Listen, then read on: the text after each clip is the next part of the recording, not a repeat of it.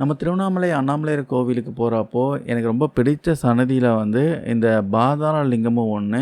இந்த பாதாள லிங்கத்தை வந்து போய் வழிபட்டால் மரண பயம் கண்டிப்பாக நீங்கும்னு சொல்கிறாங்க. இந்த பாதாள லிங்கத்தை வந்து எப்படி அழைப்பாங்கன்னா பாதாள லிங்கேஸ்வரர்னு சொல்லுவாங்க.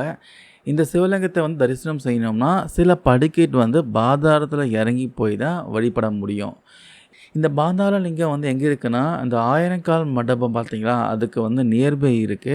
ராஜகோபுரம் வழியா நீங்க உள்ள வந்தீங்கன்னா, நந்தி இருக்கும். நந்தி பக்கத்திலேயே வந்து இந்த பாதாள லிங்கத்துடைய சன்னதி இருக்கும். ரமண மகரிஷி கேள்விப்பட்டிருப்பீங்க. இவர் திருவண்ணாமலைக்கு பார்த்தீங்கன்னா, ஆன்மீகம் அப்புறம் ஞானத்திற்காக திருவண்ணாமலைக்கு வந்தவர்ல இவரும் ஒருத்தரு. இந்த ரமணி மகரிஷிக்கு வந்து மரணம் பற்றிய எண்ணம் உண்டானப்போ, அங்க இருக்க பாதாள லிங்கத்தின் சன்னதியில போயிட்டு வழிபட்டிருக்காரு. அங்கு வந்து ஒரு புற்று இருந்துச்சு. அதுக்குள்ள வந்து சிவயோகி ஒருத்தர் இருப்பதை வந்து உணர்ந்து அவர் என்ன பண்ணாருன்னா, அங்கே தவத்துல அமர்ந்து ஞானம் அடைந்ததா சொல்லப்படுது. மரண பயத்தை போக்கக்கூடிய இந்த பாதாள லிங்கமா ஆகட்டும், அதுக்கப்புறம் கிரிவல பாதையின் மலைக்கு பின்னாடி பார்த்தீங்கன்னா, அடி அண்ணாமலை என்ற பெயர்ல அமைந்திருக்கும் தனி ஆலயத்தில் இருக்க சிவலிங்கமும் ரொம்பவே விசேஷமானது சொல்றாங்க. இந்த 2 சிவலிங்கத்தையும் மனமுருக வழிபட்டா மரண பயம் விலகும். அது மட்டும் இல்லாம மனநிறைவு உண்டாகும்னு சொல்றாங்க.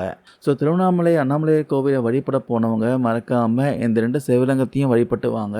மரண பயத்தையும் மனநிறைவும் கிடைக்கும்.